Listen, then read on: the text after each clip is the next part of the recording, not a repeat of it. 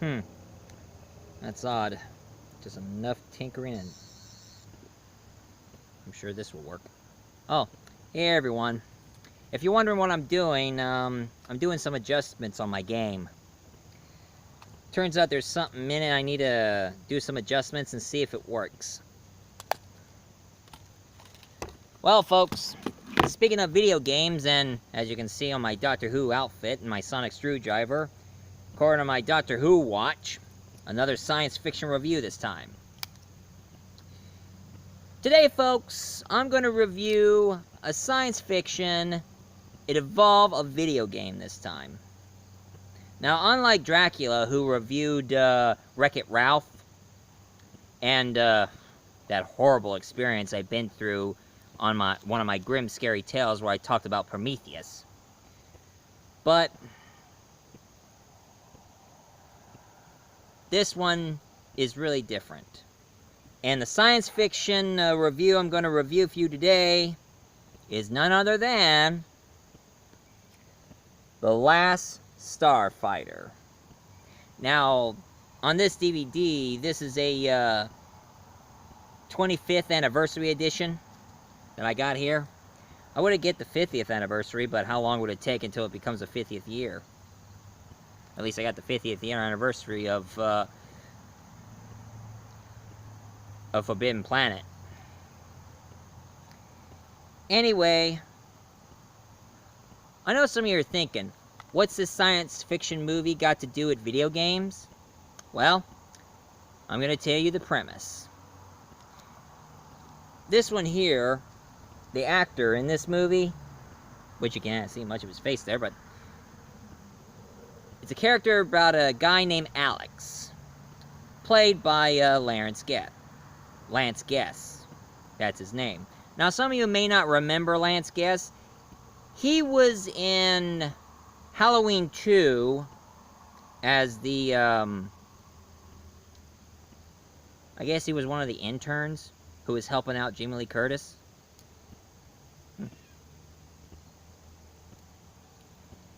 And he lives in a trailer park, along with his girlfriend.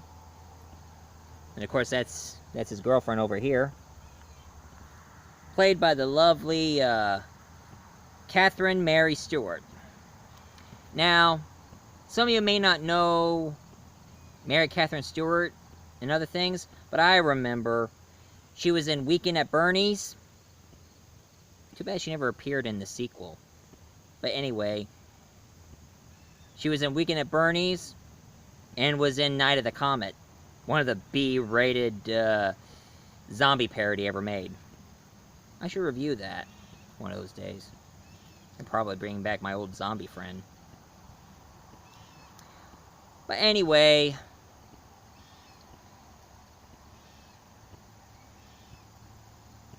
Alex, he lives in a trailer with his mother and his brother, little brother.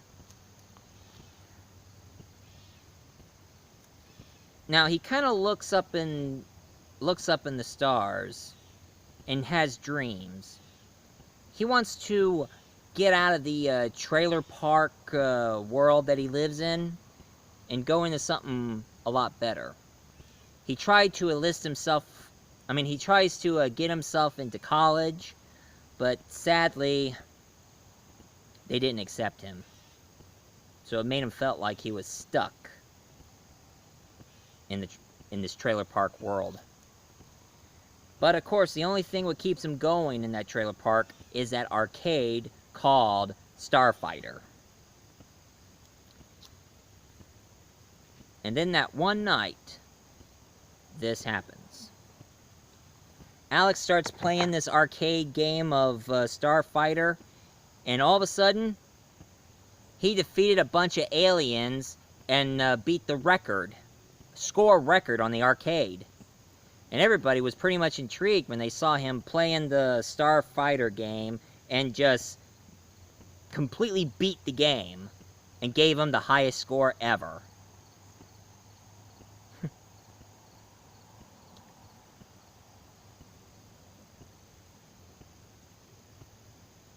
And then after that, This one, it gets pretty tasty. A man from out of nowhere in his futuristic car. He goes by the name of Centauri, played by...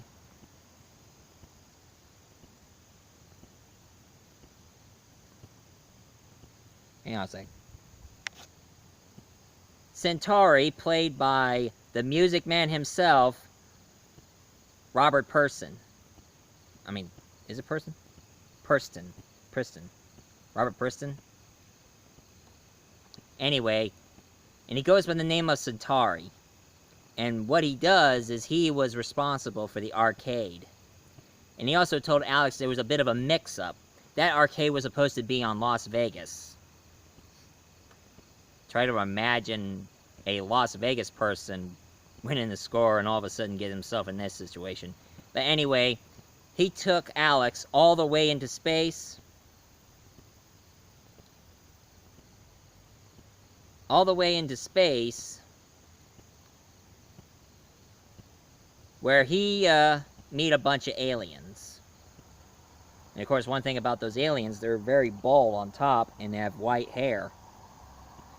But they said that Alex is chosen to be a next Starfighter. And all he has to do is to go up into space and battle against the hordes of evil. Battling against an evil tyrant named Zur, and that's Zur, Z-U-R, not Zurg from Buzz Lightyear. Too bad this movie's not owned by Walt Disney. This one's owned by Universal. Anyway, Zurg and his Kodan Armada.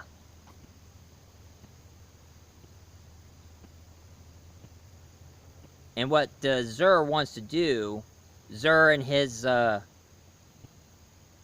Armada, what they're trying to do is trying to conquer the entire galaxy. And even though Earth doesn't know about it, but they're planning on attacking Earth as well. That's why Centauri was trying to get an Earth person involved. And that's when he chose Alex. And of course, Alex meets this alien, who decided to become his partner. Now, not many people know who the actor played this alien, but I recognize him. He was in Halloween 3, Season of the Witch, and also was in RoboCop. He played the CEO of OCP. You see? Anyway, at first he thought that this is too much for him. Alex thought this is too much for him to be some kind of a starfighter. So he told Centauri to take him home. And of course Centauri felt down about it, but he has to do what he says, so... So he finally took him down to Earth, and that's where he met his beta unit. A android copy who looked exactly like him. You see, as he's up in space, the beta unit would take his place.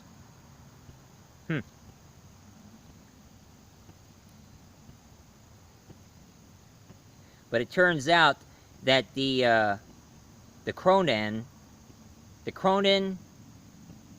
sent an assassin to find the Last Starfighter because one of the aliens became a traitor and bombed the space system. I mean, the space station where all the other good aliens live. And pretty much killed all the entire starfighters.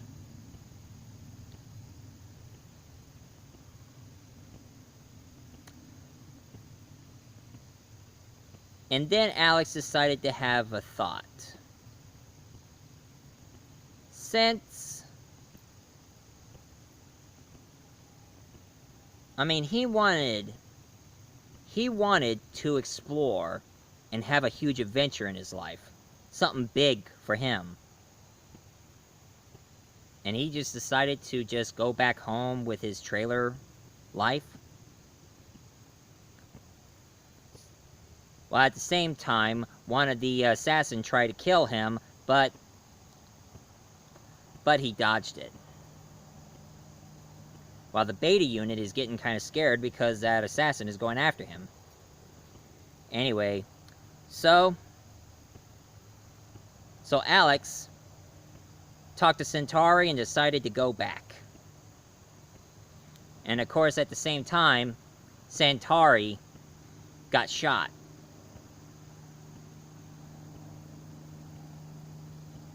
And after Centauri just passed out, Alex went with his alien partner and got on his ship and got himself all geared up and got on his ship. Now, one thing I got to say about this movie, that this movie was made in 1984, a year before I was born. I was born in 1985.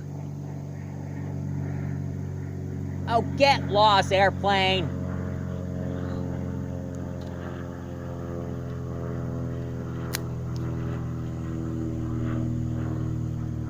There, that'll work.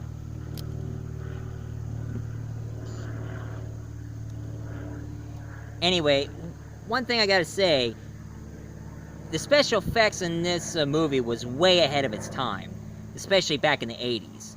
They had the spaceships and the planets, all CGI. And it was the first time that CGI special effects was made to look more like a video game itself. So 3D and everything. I mean, they would have considered the other kind of effects that they did back in the old science fiction days, have model ships and model planets, but they decided to stick with CGI instead. And of course, believe it or not, the people who did the CGI works on this also did the CGI works on Tron, another science fiction movie, except this one's was owned by Disney. Now, if any of you ask me, have I ever seen Tron? I've seen parts of it, but I haven't seen the full movie. And I haven't seen the sequel, Tron Legacy. But I'll think about checking those movies out. But let's get back to Last Starfighter, shall we? Anyway, as he got himself all suited up and on his ship with his alien partner, he asked him, are there any other starfighters with him? And he said, nope, you're the first. And then he asked him, well, how many starfighters out there?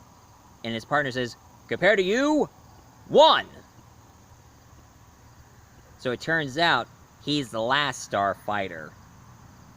So I guess he's going numero uno. Is that right? Anyway, throughout the entire movie, he battled against the hordes of aliens and stopped them one by one and destroyed each and every one of them. Destroyed the Kodan Armada. Now, Zurg was supposed to be defeated, but the Kodan decided to have Zur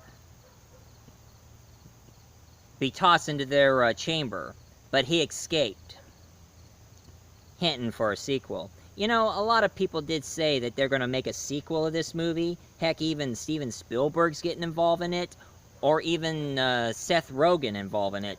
But the original creator of this movie, he decided to keep it as a single movie. No sequels, no reboots, no nothing. Like I said, if it isn't broke, don't fix it. You know, I should say that about the slasher films. Since people have been doing remakes out of slasher films, I mean, I'm sick and tired of slasher films of today because they're being so cliche and boring. And now they're doing remakes out of slasher films. I'm like, if it ain't broke, don't fix it. Don't keep making remakes of slasher films. That's all I'm saying. But anyway, back to the movie. After Alex and his partner battled against the horde of aliens and finally won, I mean, it was a 100-to-1 shot and he defeated it. Not bad. And of course, the leader of the aliens, who turns out to be Zurg's father, who is a good guy, he said he also has a big surprise for Alex. Turns out Centauri wasn't dead. he puts himself into a sleep stasis until his body reforms itself. So anyway, Centauri is giving him some advice that he has a good thing going and don't blow it, and always trust him. And everybody's all thanking Alex for his job and what he done. But of course, here's the catch. He has to stay with all these aliens in the galaxy. So, him and his partner went back to Earth, and guess what he did? He meets his girlfriend, Maggie, and he asks her to join with him. Because he did a great thing in the galaxy, and I think it's time for him and his girlfriend to live together in space.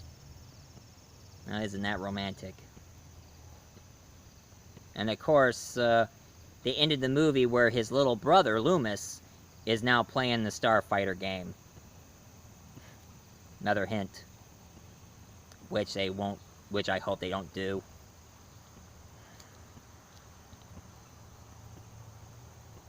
And this is The Last Starfighter for you. Now, I like the movie. I enjoy the science fiction premise of the story and everything.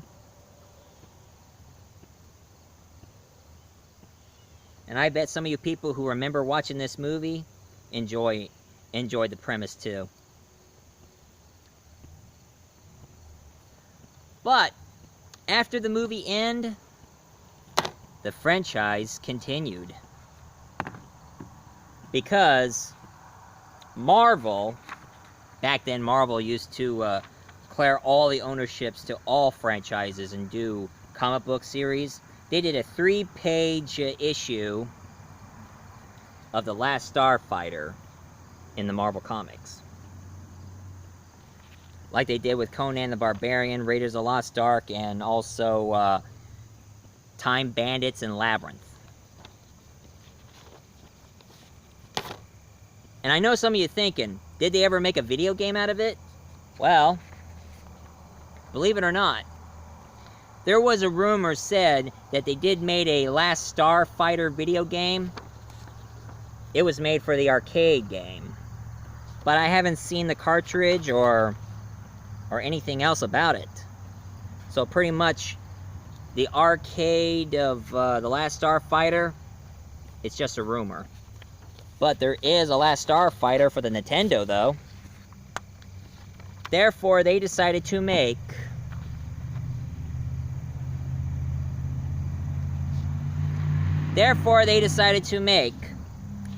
a Nintendo game system of The Last Starfighter.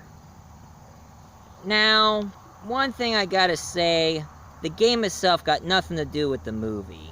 It turns out that this game was actually a remake to one of the sci-fi shoot-'em-up games, Uridium. They just changed the ship to look more like the movie, and that's it.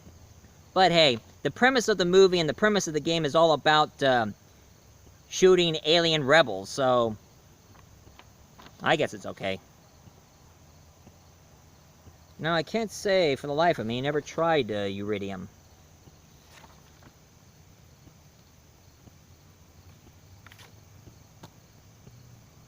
But that's The Last Starfighter for you. So, any of you fans who enjoyed this review of The Last Starfighter, please leave a comment down below, hit like and subscribe. And it will be Space, the Final Frontier. Or Space, the Final Frontier. Fascinating. It is logical, Captain. As for me, gotta do my duties. I need to fix this game, trying to make it be more out of this world. Oh, and by the way, I heard some of you are wondering what I'm going to review on Multi-Voice-A-Ween. I'm going to bring my old friend back. An old friend of mine you probably remember. he told the story of the legend of Sleepy Hollow in my grim scary tale, and now he is back with some cowbell, and he's going to review Sleepy Hollow for you. So stay tuned. As for me, trying to get this game be more advanced.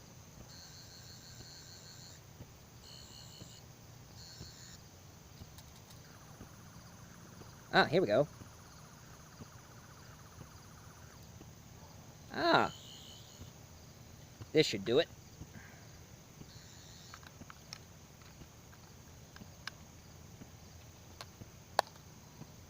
That'll work. Well,